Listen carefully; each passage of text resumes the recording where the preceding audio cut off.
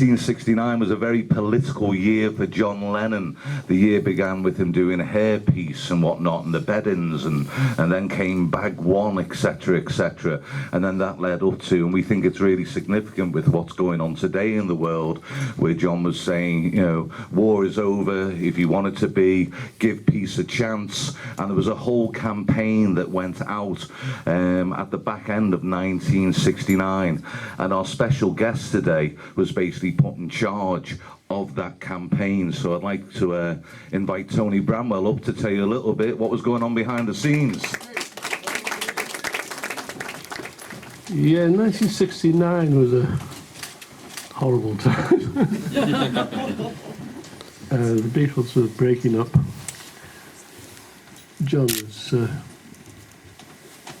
taking too many drugs, and he was married to a Japanese lady. I won't give you any of my ideas about her, but we didn't get on. And you know, John was constant. Well, he got married.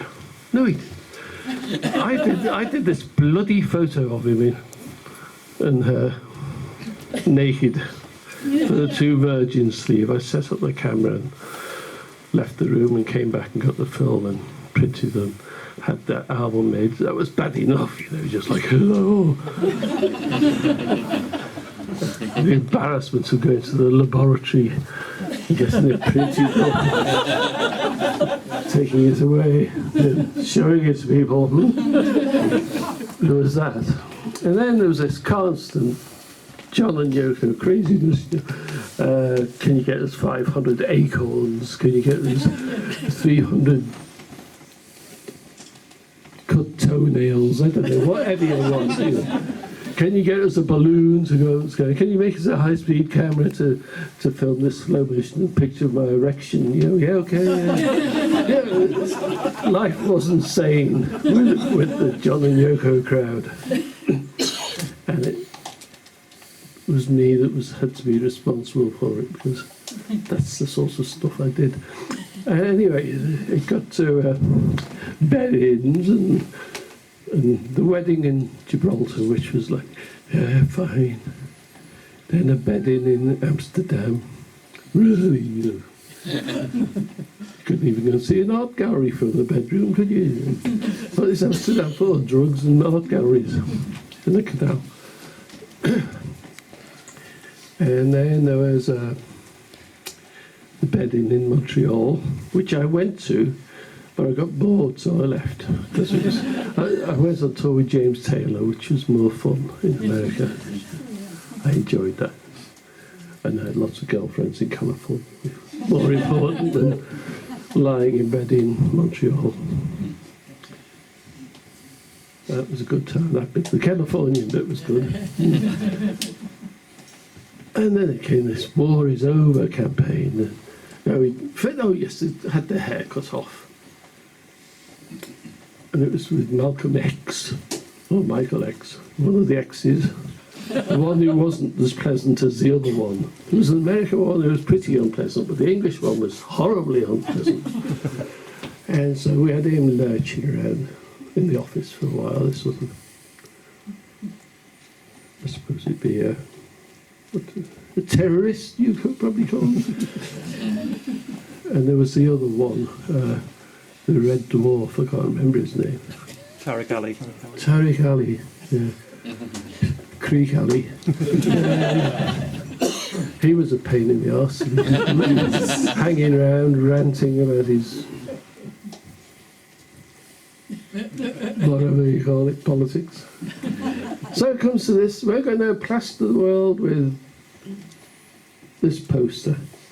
They had about 8 different designers, expensive designers, come up with the poster saying about anti-war.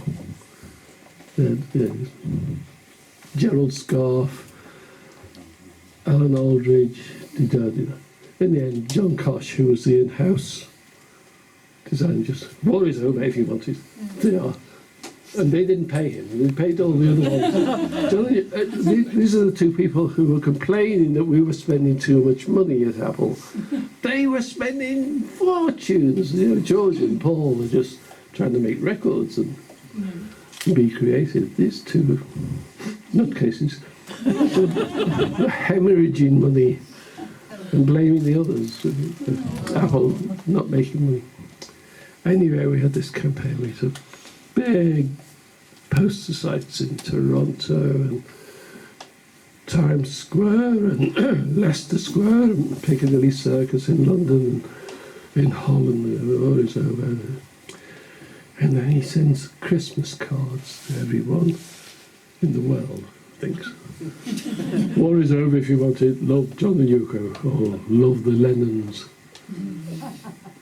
What the hell is this about? In England, we really didn't know about the Vietnam War much, other than people naughty Viet Cong being very naughty to the Hanoians. But John and Yoko insisted everyone should know about it. So that'll probably bring to what we're going to reveal, I think. Yeah. Just to... And I'm not going to do... No, not a full reveal. Not a full reveal. We're going to read the two virgins. And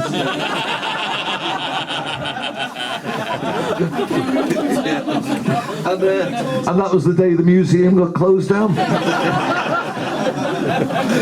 So, as Tony said, they did start sending these Christmas cards out to everybody. War is over if you want it. And they sent one to Harold Wilson. And as many of you know, during the Beatles' career, Wilson had got himself numerous photo opportunities with the Beatles because it was a great thing for him to do politically. But when he... Yeah, of course, yeah, Cavern Stage. Debbie, where are you? Yeah. But when Wilson received his Christmas card, and what Wilson used to do on his correspondence in green pen would write yes or no to whether they were going to respond. And his Christmas card, War is Over if you want it, from the Lennons, which is all about the give peace a chance movements, etc., etc. Wilson wrote on the card, no, we're not responding to that, because he didn't want to get involved with John's political views. And we've been very lucky that Mr. Wilson's secretary kept that Christmas card, and the family have had it for years. They put it on loan with the museum today. We put a lovely display about around the card. It's a one-off, that's what we do, one-off, unique items that you can't see anywhere else. But it's here today. We're not going to do because where it's had to go, we can't do the whole like ta-da and squeeze us all around. So it's just there, waiting for you guys to have a walk around that corner and check it out for yourselves. So, and I hope you enjoy it. A round of applause for Tony.